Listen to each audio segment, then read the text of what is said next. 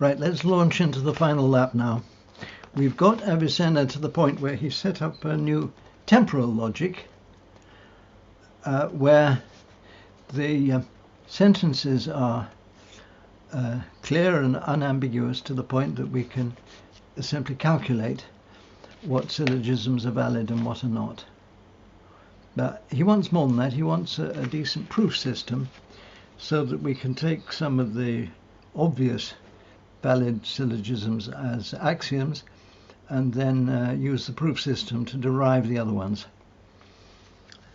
Actually, he can do this mostly by using adaptations of the proofs given already by Aristotle for the categorical syllogisms.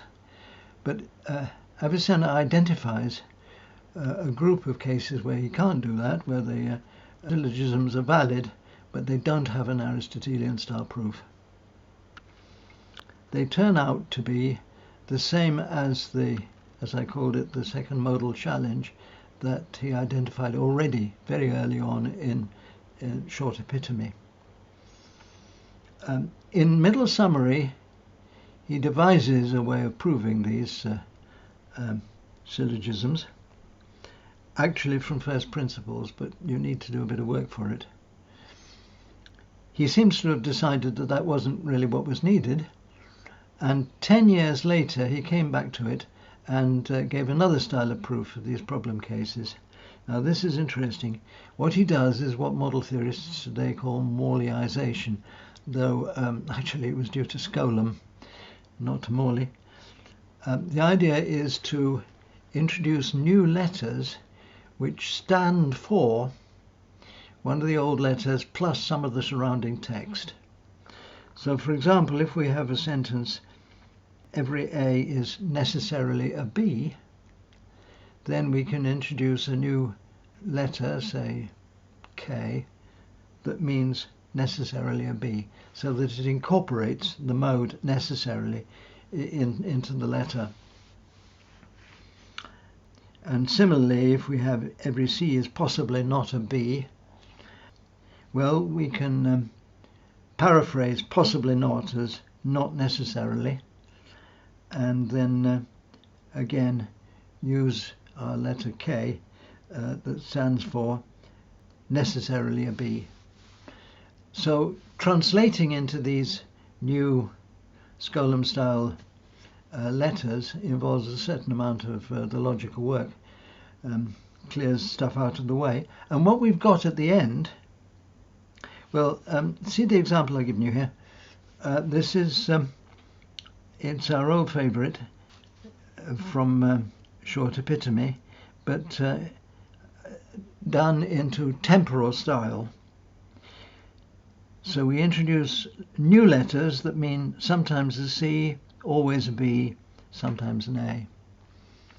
And we've got no, sometimes C is an always B, every sometimes A is an always B, therefore no sometimes C is a sometimes A. Now, you could just forget about the temporal operators because they're hidden inside the letters. And what we've got is a bog standard Aristotelian categorical syllogism of the kind called chamestries, and it's certainly valid.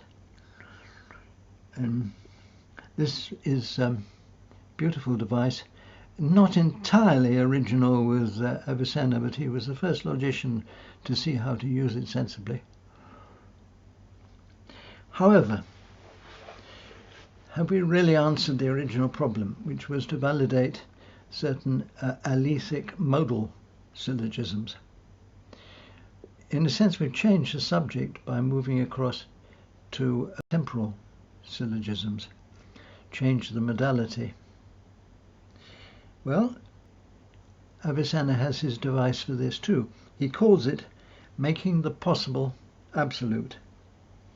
And the idea here is we take our alethic syllogism. If it's not got any possible operators anywhere, then we just read the necessaries as temporal necessary, that's to say permanent. If it's got some possibles, then we translate these possibles to temporal with sometimes, what Avicenna often calls broad absolute.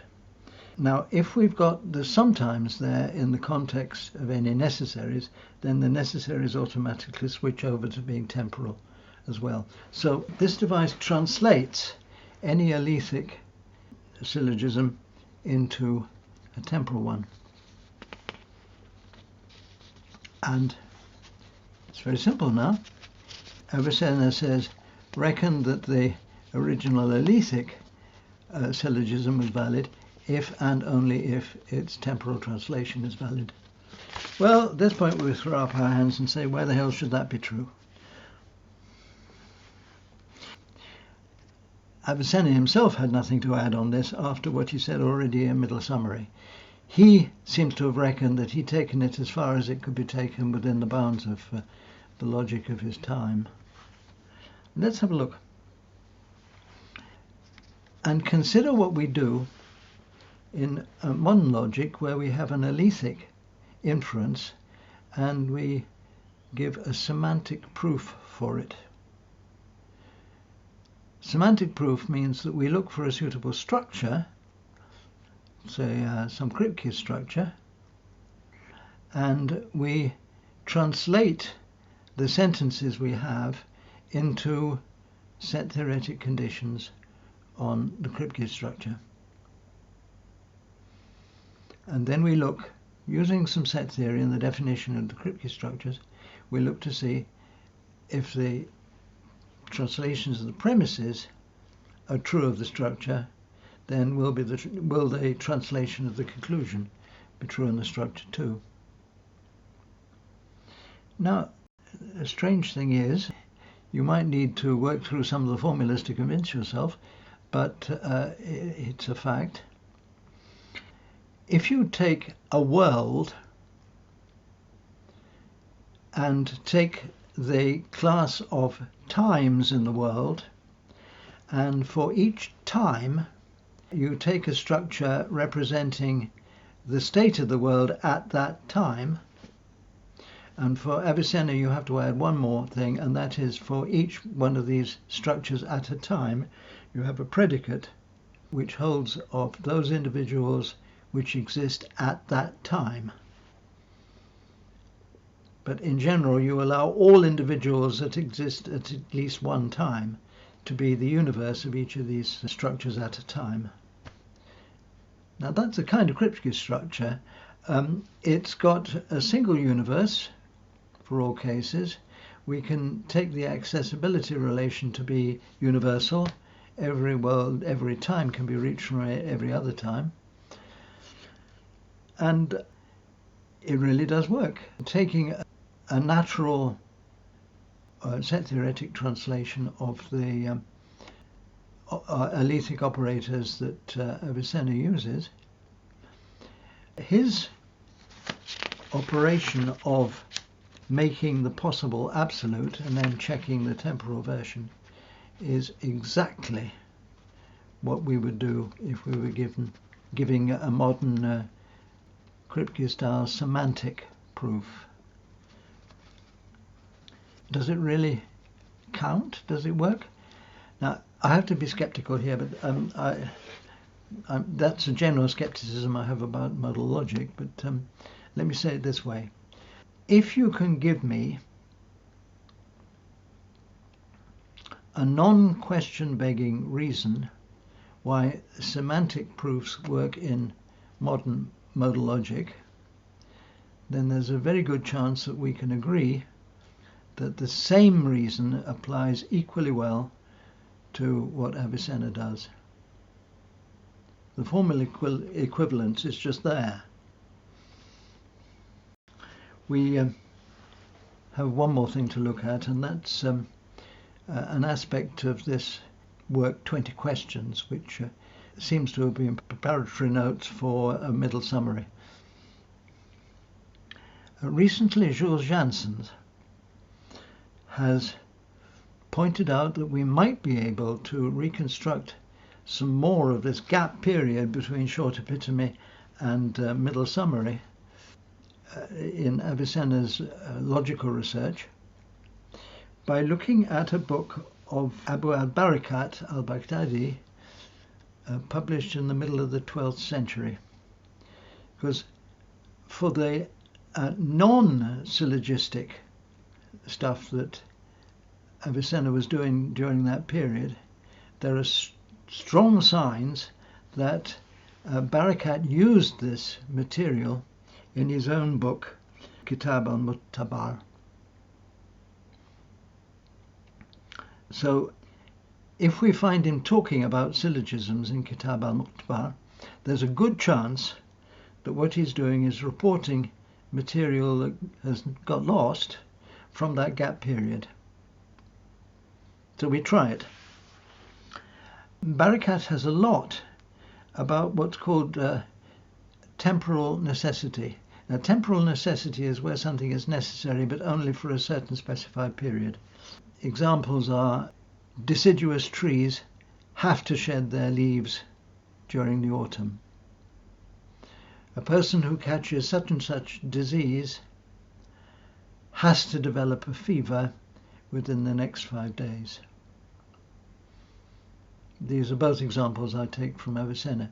And Avicenna certainly does discuss these things, but within our sources, Avicenna never incorporates them into a system of formal logic. Now, in 20 questions, which does come right at the end of the gap period, we find that Avicenna seems to be really interested in temporal necessities. He doesn't develop them into a formal system, but it looks as if he's trying to and not succeeding. Now, if we put together Janssen's suggestion with the evidence from Barakat and 20 questions, it does look as if we've uncovered another piece of Avicenna's early modal thinking. Now, this is interesting because Barakat was a strong influence on al-Razi, already mentioned, and through Razi on all later Arabic logic. And if we look at the later logic, we find that it contains quite a lot of stuff about temporal necessities, which doesn't seem to come from Avicenna, at least not from Avicenna's logic. But now we can see what's very likely to have happened, that Avicenna started thinking that he could develop a theory of temporal logics, and he gradually came to realize as he was working it out that it wasn't making good sense. And the later logicians learnt about this through Barakat, and frankly they had lower standards for what made sense than Avicenna did, and so they took over his early ideas and developed them. There's a lot more to be investigated. This is I'm giving you a very early report. Let me just now read my conclusions. Avicenna started his career in logic as a rather nerdy teenager interested in obscure formal questions that interested nobody else. But he was very determined, and we've noted 5 foundational innovations that he made to defend his logic. In each case, the innovations were designed to ensure that the result would be a new logic that we can all agree on. This is not what happened, but it was only partly through his fault. We've noted 2 new logics that he created, one temporal and the other a lethic modal, both of them supported by proofs that meet modern standards. There's lots more to be said, lots more to be discovered, I believe, but no time for it today. Thank you.